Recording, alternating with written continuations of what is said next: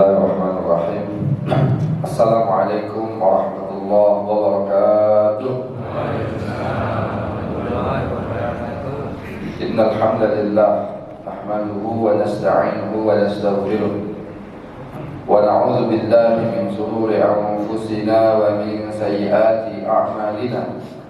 Man yahdihillahu fala mudilla lahu wa man yudlil fala hadiya lahu. Asyhadu an la ilaha illallah wahdahu la syarika lah wa asyhadu anna Muhammadan abduhu wa rasuluhu la nabiyya ba'da. Allahumma salli wa sallim ala sayyidina wa habibina wa syafi'ina nabiyyina Muhammadin sallallahu alaihi wasallam wa ala alihi wa ashabihi wa man tabi'ahum ila yaumiddin, amma ba'd. Hadirin jamaah Masjid Jami' Nurul Falah, Masjid Jami' Al-Falah yang dirahmati Allah Subhanahu wa taala. Alhamdulillah, syukur kita kepada Allah atas nikmat Allah Subhanahu wa taala yang diberikan kepada kita. Salawat dan salam selalu kita haturkan kepada baginda Nabi kita Nabi Muhammad sallallahu alaihi wasallam. Hadirin jamaah yang dirahmati Allah Subhanahu wa taala, sesungguhnya nikmat yang paling besar yang Allah Subhanahu wa taala berikan kepada kita yaitu nikmatul iman wal Islam. Nikmat yang paling besar yang diberikan oleh Allah Subhanahu wa taala kepada kita apa? Nikmatul iman wal Islam. Nikmat kita beriman kepada Allah, nikmat kita beragama dengan agama Islam, agama yang diridhoi oleh Allah Subhanahu wa taala. Ini nikmat yang paling besar. Karena kenapa hadirin jamaah sekalian? Karena kalau ada iman dan Islam dalam hati kita, maka niscaya insyaallah Allah Subhanahu wa taala akan membebaskan kita dari nerakanya Allah dan memasukkan kita ke dalam surganya Allah. Tapi hadirin jamaah sekalian, kalau tidak ada iman dan Islam dalam hati kita, niscaya hadirin jamaah sekalian, kita kekal selamanya di dalam neraka Allah Subhanahu wa taala. Wa na'udzubillah kita berlindung kepada Allah Subhanahu wa taala. Karena itulah Allah Subhanahu wa taala berfirman dalam suratul Maidah ayat ke-36. Surat Al-Maidah ayat 36, Allah Subhanahu wa taala berfirman, apa kata Allah? Innal ladzina kafaru, kata Allah Subhanahu wa taala, sesungguhnya orang-orang kafir itu, lau anna lahum ma fil ardi jami'a, andaikan mereka itu memiliki segala sesuatu yang ada di atas muka bumi ini. Jadi Pak, punyanya itu bukan hanya punya rumah di Pondok Indah gitu ya, atau punya gedung di Sudirman, bukan, kecil, tapi punya seluruh apa yang ada di atas muka bumi ini. Punya minyak buminya, batu baranya, semua dia punya. Bahkan kata Allah, wa mithlahu ma'ahu, sudah dia punya yang sama, yang seperti bumi ini. Wa mithlahu ma'ahu, bahkan dia punya lagi satu yang sama dengan seperti bumi ini. Liyaftadu bihi min adabi yaumil qiyamah, agar bisa dia tukarkan dengan azab Allah Subhanahu wa taala pada hari kiamat nanti. Ma tuqbila minhum, kata Allah, enggak akan diterima oleh Allah. Walahum adzabun alim, dan bagi mereka itu azab yang pedih. Jadi ada jamaah sekalian, orang kafir walaupun di dunia ini dielu-elukan, dibangga-banggakan, didewa-dewakan, nanti di akhirat mereka ini hina, katanya Mas. Kalau mereka tidak bertaubat. Tapi kita orang Islam, orang yang beriman kepada Allah dan Rasulullah sallallahu alaihi wasallam, walaupun mungkin kita dengan kesederhanaan kita hidup di dunia ini, insyaallah nanti ketika di yaumil akhir Allah Subhanahu wa taala akan memuliakan kita dengan apa? Dengan surganya Allah Subhanahu wa taala. Maka hadirin jamaah sekalian, makanya saya katakan nikmat yang paling besar yang Allah berikan kepada kita apa? Nikmatul iman wal Islam. Nikmat kita beriman kepada Allah, nikmat kita berislam, beragama sebagaimana agama yang dibawa oleh baginda Nabi Muhammad SAW. Maka kalau kita sudah tahu bahwasanya nikmat iman dan Islam ini adalah nikmat yang paling besar yang Allah berikan kepada kita, maka apa saja kewajiban kita terhadap agama Islam. Ini materi kita pada pagi hari ini. Hadirin jamaah sekalian, minimal kewajiban kita terhadap agama Islam ini ada 3 hal. Minimal kewajiban kita terhadap agama ada berapa? Ada 3. Yang pertama hadirin jamaah sekalian yaitu belajar agama. Kewajiban kita yang pertama apa? Belajar agama. Rasulullah SAW bersabda, "Talabul ilmi fariidatun ala kulli muslimin atau muslimin fi ba'd riwayat, dalam riwayat yang lain atau muslimatin." Menuntut ilmu ini hukumnya wajib ala kulli muslimin, bagi setiap orang Islam, atau muslimatin, ataupun seorang muslimah. Maka hadirin jamaah sekalian, menuntut ilmu ini wajib.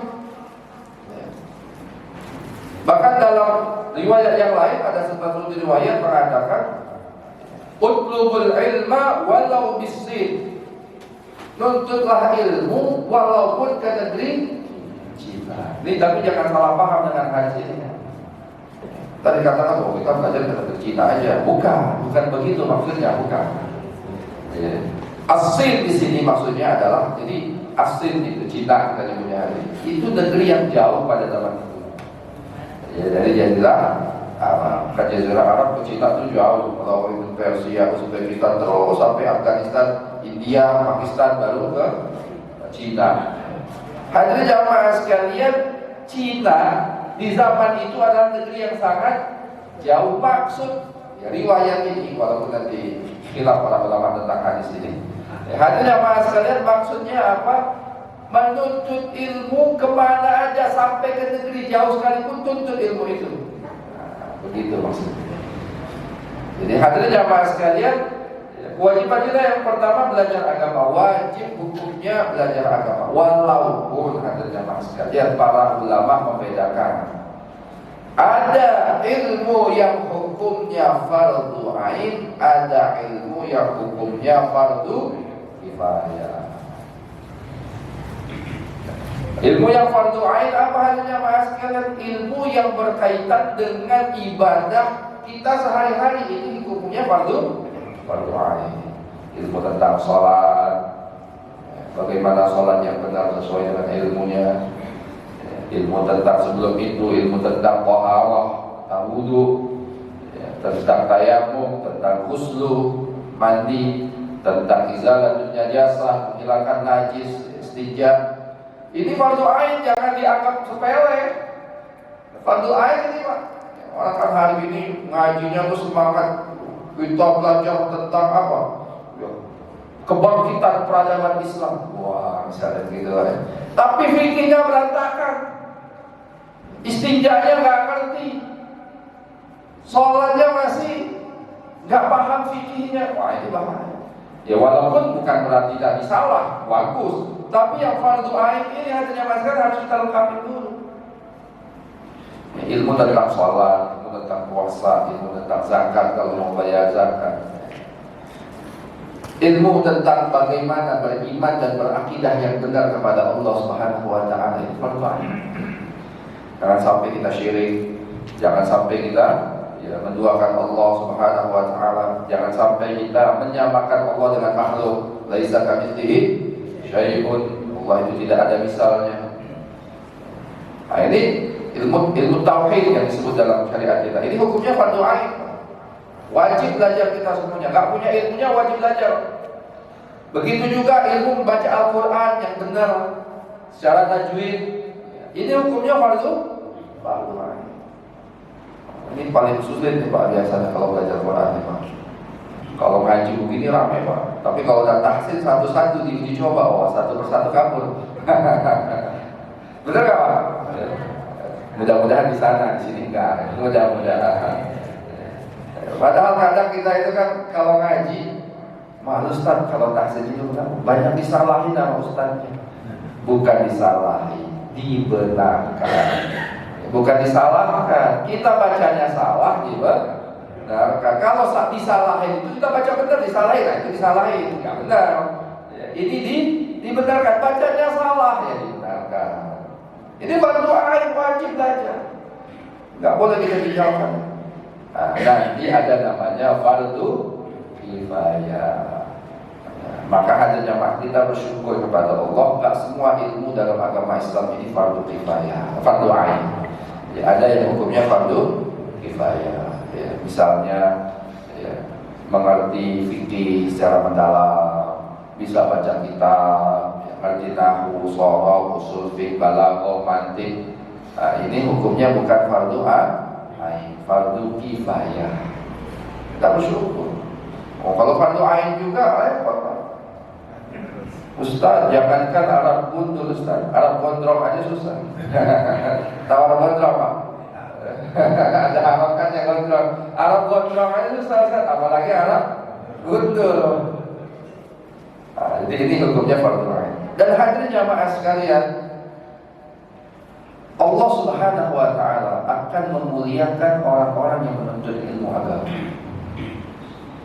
Orang yang menuntut ilmu agama ini akan dimuliakan oleh Allah Subhanahu wa taala. Allah berfirman, "Yarfa'illahu alladziina aamanu minkum walladziina utul 'ilma darajat." Allah akan mengangkat derajat orang-orang yang beriman di antara kalian, walladziina utul 'ilma, dan orang-orang yang menuntut ilmu darajat, beberapa derajat. Dimuliakan oleh Allah Subhanahu wa taala. Buktinya hadirnya sekalian, bukti bahwa orang yang menuntut ilmu agama dan menjadi alim atau ulama ini dimuliakan oleh Allah. Apa buktinya? Ini Indonesia ini buktinya. Kenapa saya katakan buktinya orang berilmu itu dimuliakan oleh Allah Indonesia? Hadirnya sekalian, saya pengen tanya Pak, yang paling berjasa dalam membebaskan Indonesia dari penjajahan para penjajah siapa Pak? Ulama. Nggak bisa dipungkiri, siapapun yang membaca sejarah Indonesia akan melihat ulama lah yang paling berjasa membebaskan Indonesia ini dari penjajahan. Kita lihat hampir rata para pahlawan nasional itu minimal dia santri, kalau tidak ulama. Minimal dia santri. Tapi kebanyakan adalah para ulama. Jawa kita kenal Pangeran Diponegoro. Perang Jawa, Papua, itu perang Jawa bertahun-tahun itu. Itu sampai Belanda itu VOC itu bangkrut gara-gara perang Jawa melawan Pangeran Diponegoro. Hadirin yang dirahmati Subhanahu wa taala, lihat pakaiannya Pangeran Diponegoro. Pakai jubah, pakai apa namanya? Imamah. Jangan udang-udang, jangan imamah. Bahasa fikihnya imamah ya. Nah, kalau kita nyebutnya udang-udang, jangan imamah Pak. Hadirin jamaah sekalian, itu pakaian ulama bukan? Pakaian ulama. Makanya orang hari ini takut sama gamis, takut sama juga jubah, takut sama imamah. Bilang ini bukan tradisi Indonesia. Itu Pangeran Diponegoro pahlawan nasional, ya kan? Pakai Indonesia itu pahlawan nasional aja pakai begitu. Hari ini kita ditakut-takutin. Ya bukan berarti kita pakai kaos, pakai itu nggak boleh, tapi jangan kemudian pakai gamis, pakai ini bilang bukan pakai Indonesia. Itu Pangeran Diponegoro pahlawan nasional pakai. Tuanku Imam Bonjol pakaiannya gimana? Sama, pakai imamah. Para ulama kita kayak Haji Hasyim Asy'ari pakai imamah. Hasilnya mas, kenapa hari ini kita ditakutin dengan imamah? Maka kita juga dikasih dari Haji Ali, seorang ulama, pejuang. Maka hadirnya sekalian, Indonesia ini bisa merdeka karena perjuangan ulama. Ulama mereka mengajak karena ulama ini punya hati di hati umatnya, di hati santri-santrinya. Maka itu yang masalah ketika mereka mengajak jihad, semua santri, semua rakyat ketika ikut dengan para ulama untuk berjihad melawan pergi aja. Jadi hadirin jamaah sekalian, jangan takut. Barang siapa yang belajar ilmu agama ini akan dimuliakan oleh Allah Subhanahu wa Ta'ala. Hari ini orang banyak kebalik, mohon maaf. Kalau ada anaknya pintar, cerdas, nak kamu belajar yang benar. Nanti kamu belajar benar, saya akan kuliahkan. Bapaknya bilang saya akan kuliahkan kamu ke ITB, ke UI, ke BINUS. Sekolah kuliah-kuliah yang keren-keren di munafik. Ada jamaah sekalian. Pokoknya kamu belajar yang benar. Boleh saja sih, bukan berarti nggak boleh belajar di ITB bagus. Ada jamaah ini juga ada ilmu yang fardu kifayah. Tapi yang nggak boleh itu sebaliknya. Kalau anaknya bandel, susah diatur, awas lu gua masukin pesantren. Ada nggak yang begitu? Banyak. Dipikirnya pesantren tukang sulap. Tahu tukang sulap Pak? Tukang sulap masuk dari bunga keluar jadi burung. Itu kan itu tukang sulap. Dipikir orang masuk pesantren, masuk keluar jadi baik. Gak bisa, pesantren itu proses pendidikan. Ada yang baik, ada juga yang bandel, tetap sama. Bisa jadi kalau bandel tambah bandel di pesantren. Ya karena gak ada yang kontrol. Ya, mungkin kiainya kalau santrinya rame ya sekali-sekali melihat, tapi selain itu kan bebas.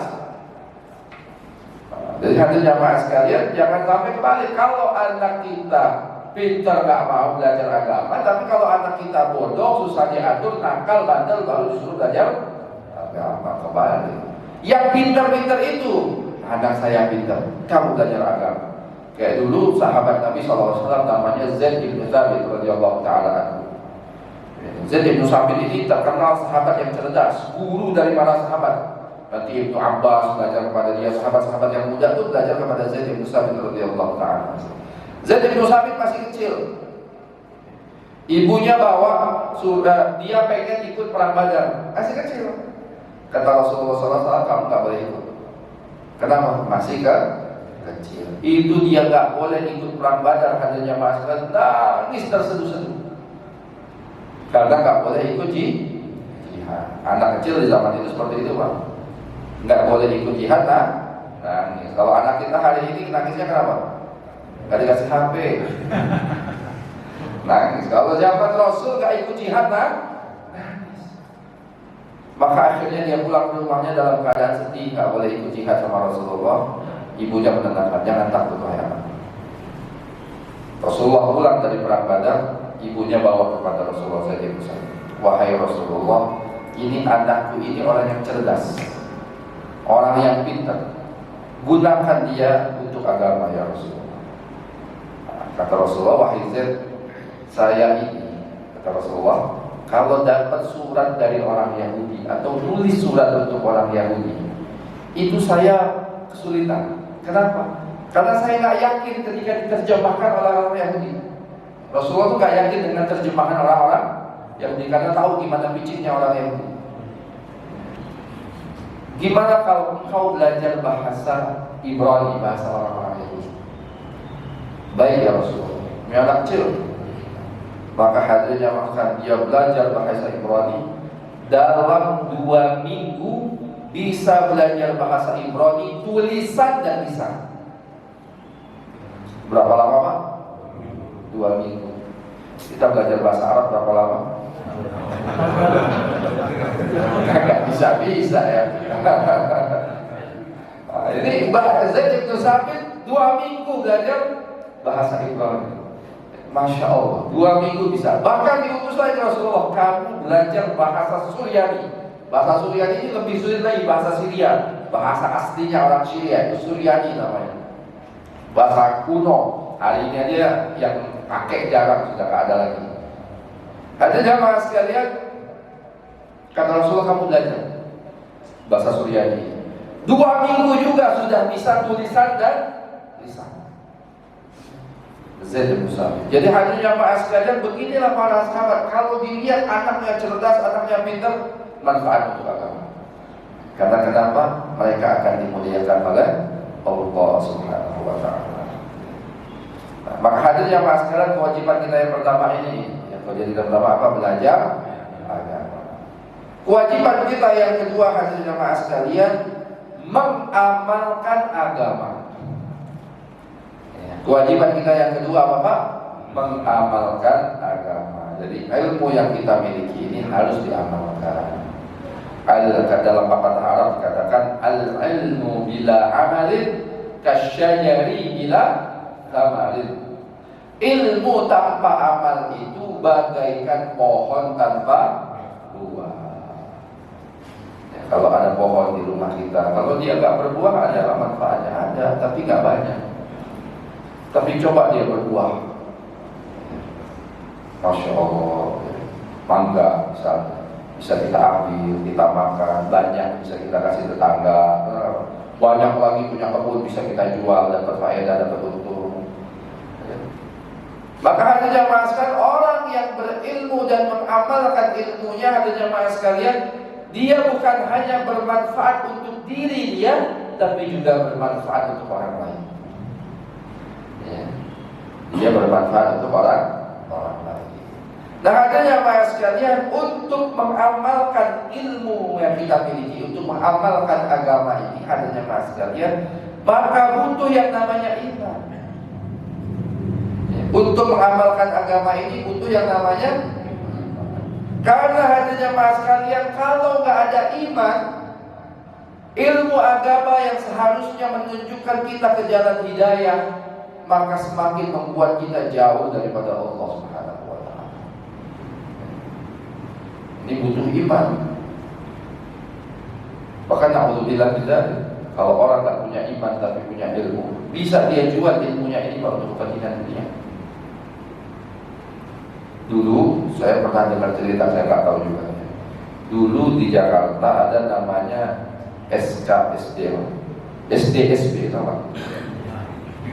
Ya, judi, ya, apa, sumbangan dana sosial berhadiah. Tahu juga Bapak. Jangan harapan. SDSD, judi, ya, itu jelas haram Pak ya, jelas haram. Hadirin jamaah sekalian, para ulama di Jakarta di Betawi kebanyakan menentang. Bahkan kayak di Abdullah Syafi'i kabarnya sampai rusak radio Syafi'i itu dirusak oleh pemerintah, oleh beberapa orang. Ya Allah alam pemerintah, tapi ya kelihatan begitu karena menentang istilah. Hadirin jangan dirahmati Allah Subhanahu wa Ta'ala. Tapi kabarnya ada kiai yang mengatakan SDSB itu halal. Kenapa hadirin jamaah sekalian? Oh, karena kiai pakai dalil, kotak-katik dalilnya.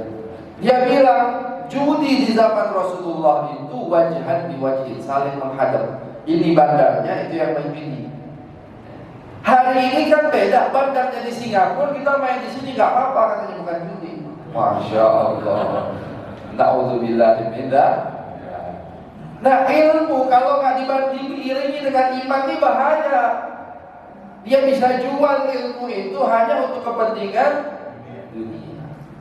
Maka butuh iman untuk mengamalkan ilmu ini. Semakin tinggi iman kita, semakin mudah kita mengamalkan agama. Tapi semakin rendah iman kita, semakin berat kita untuk mengamalkan agama. Hadirin jamaah yang dirahmati Subhanahu wa Ta'ala, ini contoh saja, contoh ya. Ilmu kotak-katik tidak ada dalam Al-Quran, dalam hadis tidak ada. Iman di dalam diri kita ini seperti uang listrik, daya listrik di rumah kita.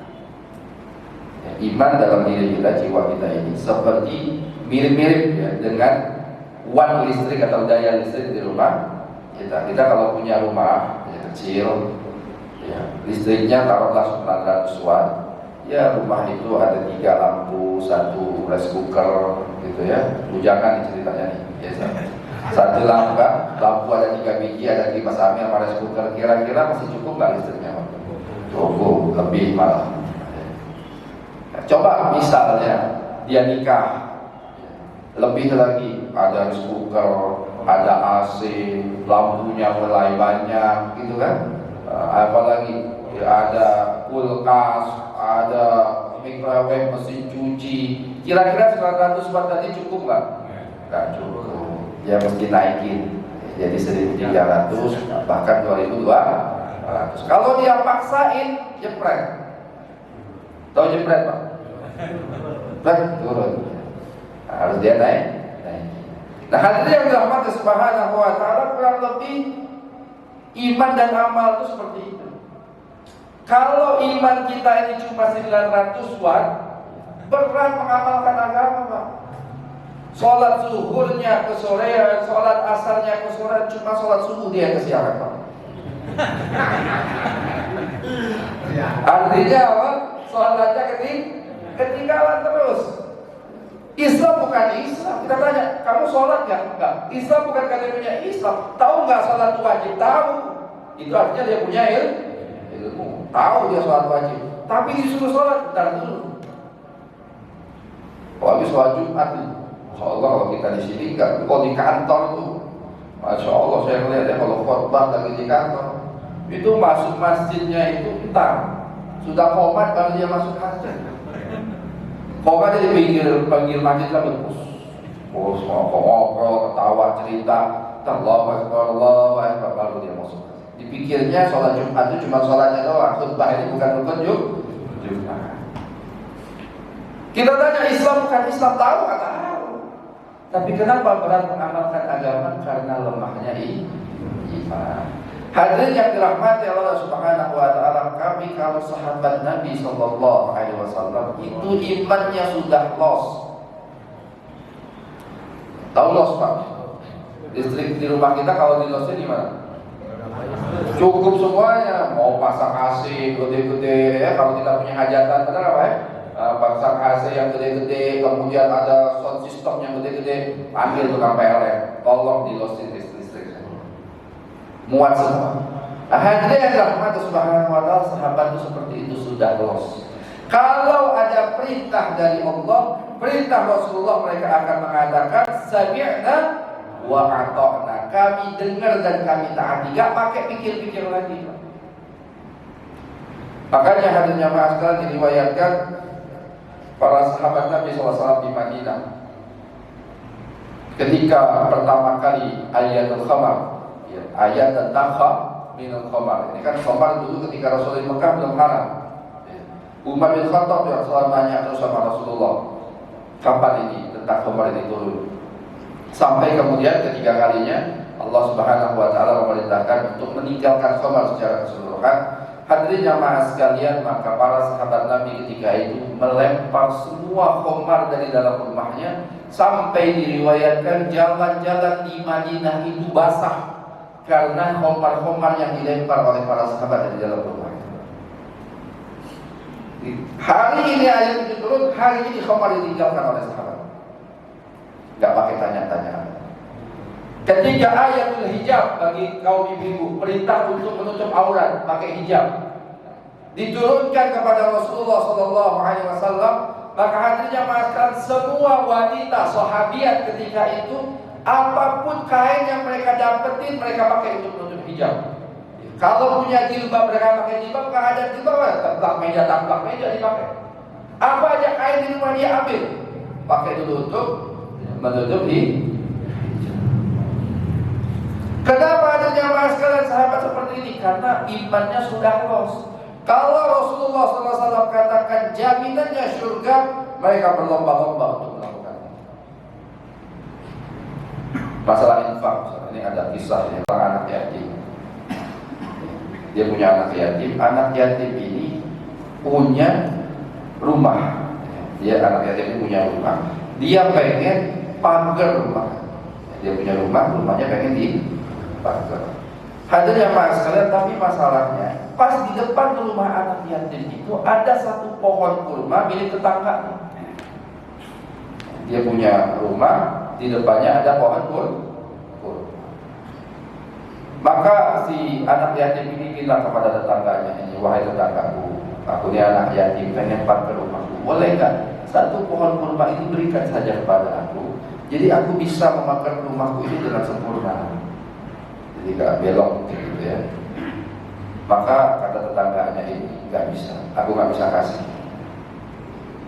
Maka akhirnya si anak yatim tadi datang kepada Rasulullah SAW. Dia cerita, ya Rasulullah, saya punya rumah, pengen banget ke rumah saya, tapi di depan rumah saya itu ada satu pohon kurma milik tetangga saya sudah minta, tapi dia nggak mau kasih.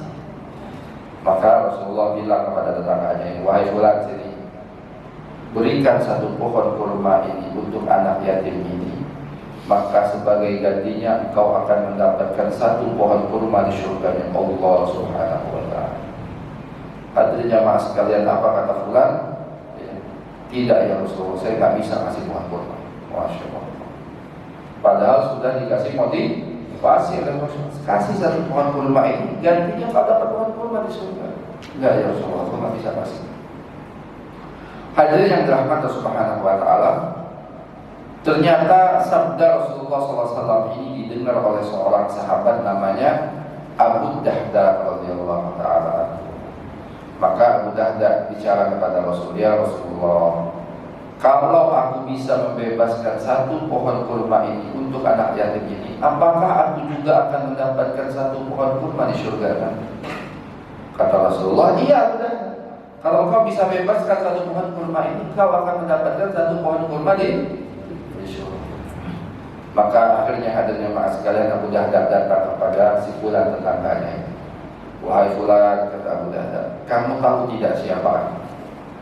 Oh, kata fulan, Abu Dahda, siapa? Orang Madinah ini gak kenal dengan engkau. Semua di Madinah ini kenal dengan engkau. Maka Abu Dahda bertanya lagi, wahai fulan, kamu tahu tidak bagaimana kebun kurma? Ternyata hadirnya maksudkan kebun kurma milik Abu Dahda ini kebun kurma terbaik di Madinah. Dikatakan sampai 200 sampai 300 pohon di dalamnya, buahnya banyak, ranum, ada mata airnya. Pokoknya kebun kurma yang terbaik yang ada di Madinah.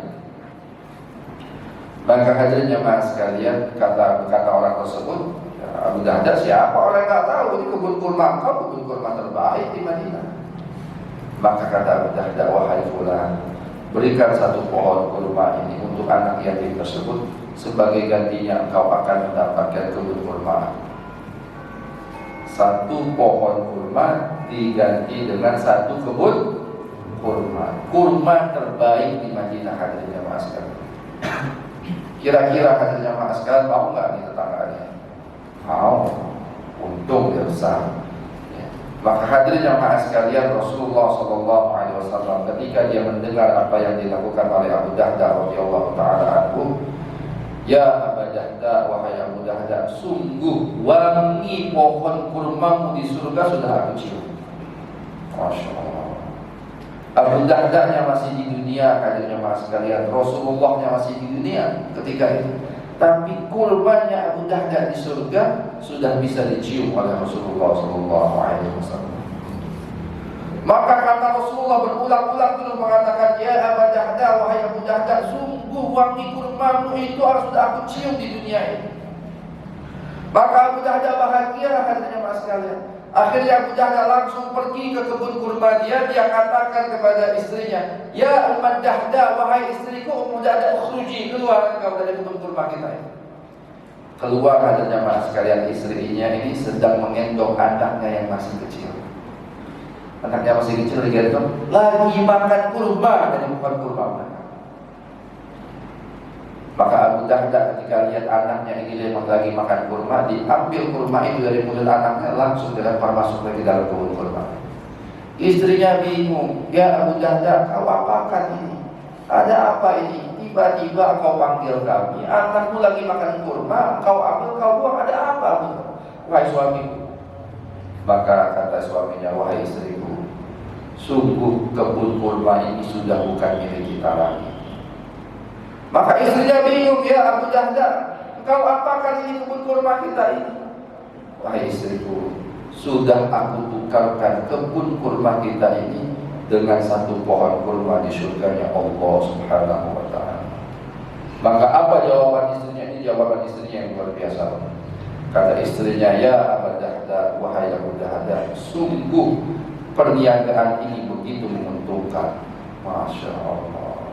Jadi sahabat Nabi itu, hadirnya maaf sekalian, sahabatnya rela berjuang untuk Allah, istrinya rela berjuang untuk Allah, sampai anak-anaknya rela berjuang untuk Allah Subhanahu wa ta'ala. Karena kenapa? Imannya sudah los, nggak pakai tanya lagi. Kalau kata Rasulullah, surga jaminannya semua mereka keluarkan untuk mendapatkan surga tersebut. Ya. Kalau kita kira-kira gimana, Pak? Ya, pergi pakai motor Vario, pulang-pulang jalan kaki. Bini kita nanya, Pak, kemana motornya? Sudah saya ganti dengan motor di surganya Allah misalnya, atau sudah saya infakkan di jalan Allah Subhanahu wa Ta'ala. Kira-kira bini kita ngomel apa? Ngapa? Bukan untuk anak-anak sekolah misalnya. Masya Allah, ini masih kelas kita. Tapi kalau sahabat Nabi nggak seperti itu. Semua sekeluarga mereka rela berkorban untuk agama Allah Subhanahu wa Ta'ala. Maka hadirin jemaah sekalian, untuk mengamalkan agama ini butuh iman. Harus ditingkatkan iman kita. Semakin meningkat iman kita, semakin mudah mengamalkan agama. Tapi semakin rendah iman kita, semakin berat kita untuk mengamalkan agama. Yang terakhir hadirin jemaah sekalian, yang ketiga, kewajiban yang ketiga. Yang pertama apa tadi? Belajar agama. Yang kedua apa kan? Mengamalkan agama. Yang ketiga, mendakwahkan atau memperjuangkan agama Allah Subhanahu wa Ta'ala. Ini kewajiban kita terhadap agama.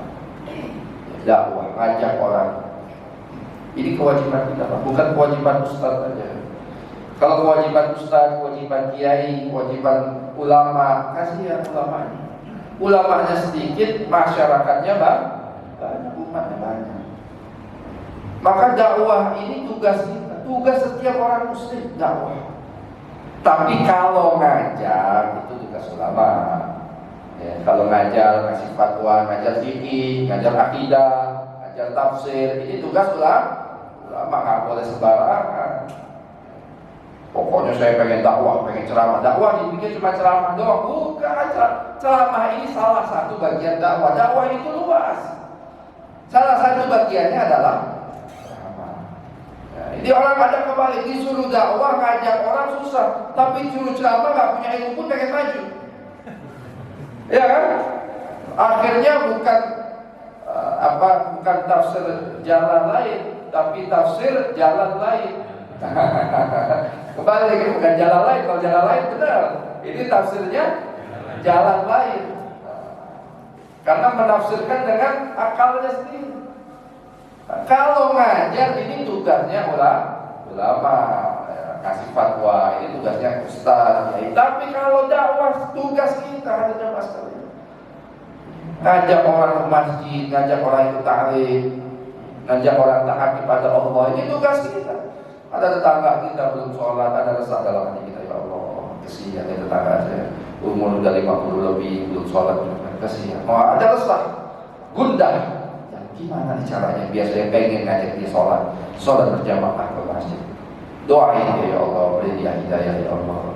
Minimal kalau kita berangkat ke masjid, Assalamualaikum Pak. Waalaikumsalam. Lama-lama malu sendiri. Aduh, Pak enak ini diajakin ke masjid mulu, kita kagak ke masjid. Betul gak? Datang ke masjid, ajak ngobrolnya langsung ngobrol agama, langsung kasih ceramah begitu ya, orang kabur.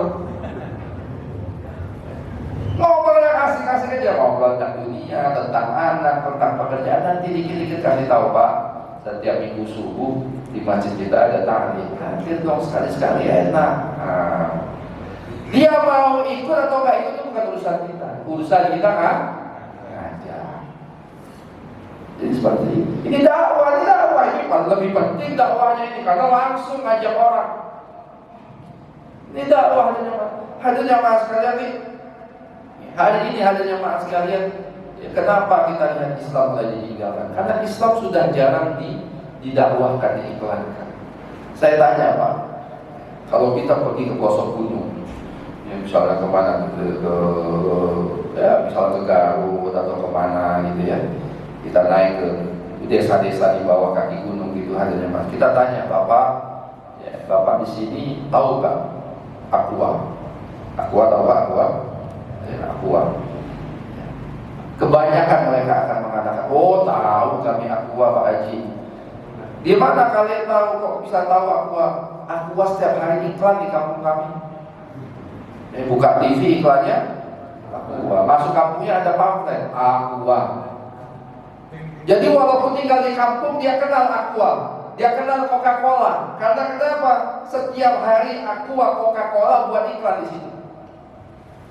Hadirin jamaah, kita nggak usah jauh-jauh di ujung-ujung kami. Di tetangga kita aja, tetangga sekitar kita. Masih banyak nggak yang nggak paham agama sama sekali? Wah, banyak yang nggak paham agama. Teman saya kebetulan dulu dia pernah dosen di Bapak tahu Berkeley University, ya, di mana? Epicentrum. Di situ ada Berkeley University. Dia dosen di situ ngajar agama. Dia bilang mahasiswa ini nggak usah diajarin tinggi-tinggi agama. Saya itu kalau ngajar mereka suruh wudhu aja, suruh wudhu. Kamu maju sini, ini Aqua. Wudhu depan saya. Ini contohnya aja nih Aqua, pura-puranya air. Coba wudhu. Kebingungan Pak nggak bisa wudhu. Jangankan disuruh sholat, suruh wudhu nggak tahu. Habis basuh muka, apalagi ya Pak ya? Nggak tahu dia. Jadi jangankan disuruh sholat, suruh wudhu dia nggak ngerti. Banyak kayak seperti ini. Saya pernah sekali gak khutbah Jumat waktu itu, jadi duduk mendengarkan khutbah. Si khatib ini cerita, jadi anaknya ke khatib ini. Dia bilang, beberapa hari yang lalu ada orang datang ke rumah saya. Anak muda, umur sekitar mungkin 35-37 tahun sekitar itu.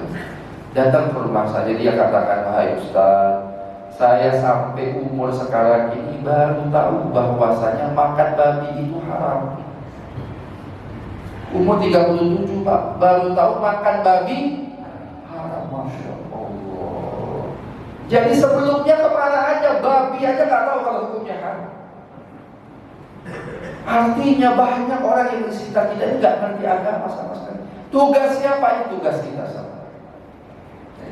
Tugas siapa itu? Tugas kita semua. In tansurullaha yansurkum wa yuthabbit aqdamakum. Kalau kalian menolong agama Allah, Allah akan tolong kalian dan Allah akan menetapkan, memberi kemenangan kepada kalian.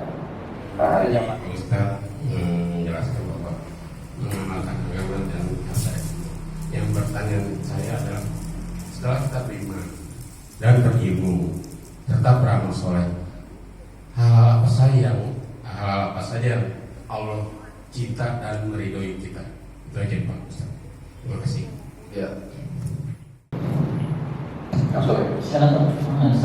Ya, jadi pertanyaan yang sangat menarik. Ya, iman, ilmu, ya, dan amal soleh ini adalah sesuatu yang paling penting dalam kehidupan kita. Tapi yang lebih penting daripada itu apa? Iman, ilmu, dan amal kita ini diterima oleh Allah Subhanahu wa Ta'ala. Itu yang paling penting. Karena sebanyak apapun ilmu dan amal kita, tapi kalau amalan kita nggak diterima, kira-kira gimana Pak? Haba mansyura, seperti debu nggak dilihat oleh Allah Subhanahu wa Ta'ala. Makanya dia kata Rasulullah, yang memasukkan kita surga ini bukan amalan kita. Yang memasukkan kita ke dalam surga apa? Rahmat Allah. Karena kenapa? Iman amal kita ini kalau nggak diterima oleh Allah, ya nggak ada manfaatnya. Maka hanya mas sekalian, agar bagaimana amalan kita ini diterima oleh Allah Subhanahu wa Ta'ala, yang paling penting selain iman, ilmu, dan yang lainnya yang sudah kita pelajari, apa itu hati yang bersih? Hati yang bersih, qalbun salim, yauma la yanfa'u malun wa la banun illa man atallaha biqalbin salim. Hari di mana tidak ada manfaatnya harta dan anak-anak, illa man atallah, kecuali yang datang kepada Allah biqalbin salim, dengan hati yang selamat, bersih hati. Ini penting Pak, biar amal kita ini diterima oleh Allah. Karena kalau hati kita kotor, amal kita tidak diterima Allah. Walaupun banyak. Contoh Hasan, orang punya penyakit hasad. Apa kata Rasulullah? Iyyakum wal hasada, hendaklah kalian menjauhi sifat hasad.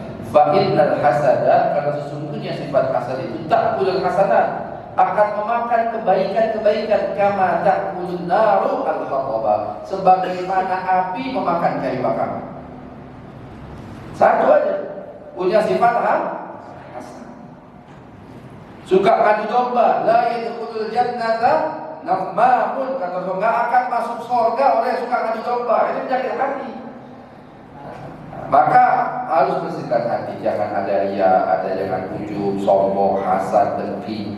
Ini akan merusak amalan-amalan kita. Ya, maka biar amalan kita ini diterima, salah satunya adalah bagaimana membersihkan hati. Itu baik, insya Allah.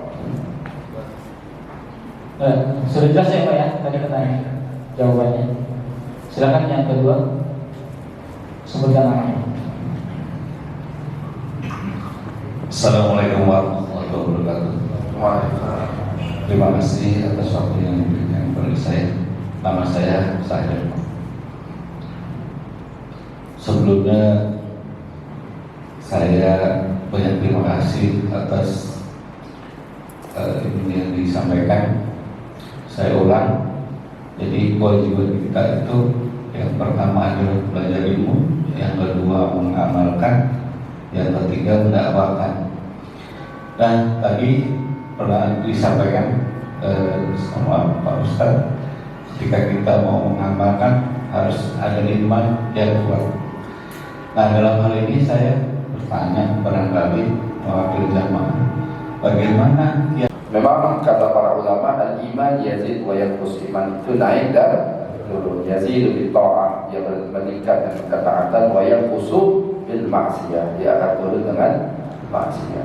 Hadirin jamaah sekalian, maka bagaimana sih? Ya, gak mungkin kalau kita begini terus itu gak mungkin. Itu imannya para nabi. Kalau imannya malaikat stagnan, tuh tinggi ya, itu malaikat. Tapi kalau nabi tingkat terus imannya. Tapi kalau kita ya naik turun. Tapi kalau bisa turunnya jangan anjlok gitu Pak. Nah, turunnya dikit aja, naik lagi, turun dikit. Wajar, itu manusia seperti itu. Maka ada jelaskan bagaimana kiatnya. Yang pertama kiatnya yaitu ya, buat majelis-majelis yang membesarkan Allah Subhanahu wa Ta'ala. Ya, ikut majelis-majelis yang di dalam majelis tersebut kita membesarkan Allah, belajar tentang iman kepada Allah. Seperti hari ini kita duduk di masjid, ini meningkatkan iman. Ya, atau ada jamaah sekalian kita, gak harus seperti ini di masjid. Di rumah kita mungkin kita duduk sama keluarga kita cerita. Di bapak-bapak dari masjid dapat ilmu pulang kepada istrinya, wahai istriku, tadi ustaznya cerita begini. Nah ini yang dikatakan iman. Ya. Ada jamaah sekalian. Jadi butuh kita di rumah juga kita butuh dakwah kepada anak dan keluarga kita. Yang kedua apa? Pentingnya kita dakwahkan agama Allah Subhanahu wa Ta'ala. Ini kaitannya dengan yang kedua. Karena ada janjinya dari Allah. Kalau kita dakwah, ajak orang kepada Allah, apa kata Allah Subhanahu wa Ta'ala? Wa qulu qawlan sadida. Dan katakanlah qawlan sadida. Qawlan sadida itu atau ulama menafsirkan qawlan haqqi, kata-kata yang benar. Dakwah, ngajak orang kepada Allah, ngajak orang untuk beriman, untuk taat. Apa faedahnya nanti kata Allah? Yuslih lakum a'malakum. Amalan kalian akan diperbaiki oleh Allah. Wa yaghfir lakum dzunubakum, dan dosa-dosa kalian akan diampuni oleh Allah. Jadi kalau kita dakwah, makanya dakwah ini jangan niatkan untuk membenarkan orang lain. Dakwah itu untuk membenarkan diri sendiri. Saya yang ceramah depan bapak-bapak sekarang bukan untuk bapak-bapak, tapi untuk saya juga. Karena kuping saya lebih dekat ke mulut saya daripada mulut saya ke bapak. Bapak saya ngomong lewat mulut, iya kan? Itu kan lebih dekat ke kuping saya pribadi daripada ke telinga bapak-bapak. Artinya kalau kita dakwah, niatkan untuk kita pribadi. Allah urusan orang, kita sudah dakwah, alhamdulillah. Mau terima, alhamdulillah. Nggak terima, sudah apa-apa. Itu yang kedua. Jadi yang kedua dakwah, ngajak orang untuk ayo sholat, ayo taat, ayo tinggalkan maksiat. Itu yang kedua. Yang ketiga, hadirin yang dirahmati oleh Allah Subhanahu wa Ta'ala, apa? Doa kepada Allah Subhanahu wa Ta'ala. Ini yang paling penting. Doa kepada Allah adalah yang paling penting. Karena ada doa yang diajarkan oleh Rasulullah SAW. Allahumma ya muqallibal qulub, tsabbit qalbi ala dinik. Ya Allah yang membolak-balikkan hati manusia, tetapkan hati kami di atas agama. Itu jadi minimal tiga ini kita bisa meningkatkan iman kita kepada Allah Subhanahu wa taala. Itu Pak. Demikian baik, jelas ya Pak. Jelas. Baik, kepada para jamaah mungkin ada pertanyaan lagi untuk ibu-ibu. Ada yang mau bertanya atau melalui tulisan? Silakan.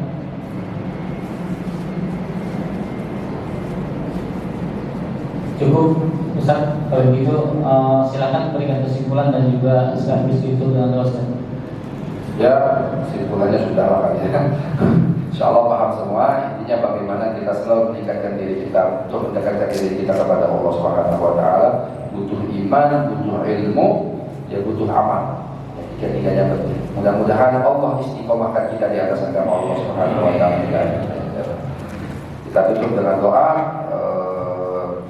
dengan niat suratul Fatihah. Mudah-mudahan Allah Subhanahu wa taala jaga kita, Allah pelihara keluarga kita, Allah jadikan anak-anak kita anak-anak soleh solehah. Allah takdirkan kita untuk mati dalam keadaan husnul khatimah ala hadhihi dunya wa kulli niyatin salihah wa ila hadrati habibina wa syafi'ina sayyidina Muhammadin sallallahu alaihi wasallam. Al-Fatihah. A'udzu billahi minasyaitonir rajim. Bismillahirrahmanirrahim. Alhamdulillahirabbil alamin arrahmanir rahim maliki yaumiddin. Iyyaka na'budu wa iyyaka nasta'in. Ihdinas siratal mustaqim. Siratal ladzina an'amta 'alaihim ghairil maghdubi 'alaihim waladdallin. Amin. A'udzu billahi minasyaitonir rajim. Bismillahirrahmanirrahim. Alhamdulillahirabbil alamin. Wassalatu wassalamu ala asyrafil anbiya'i wal mursalin sayyidina Muhammadin wa ala alihi wa sahbihi ajma'in.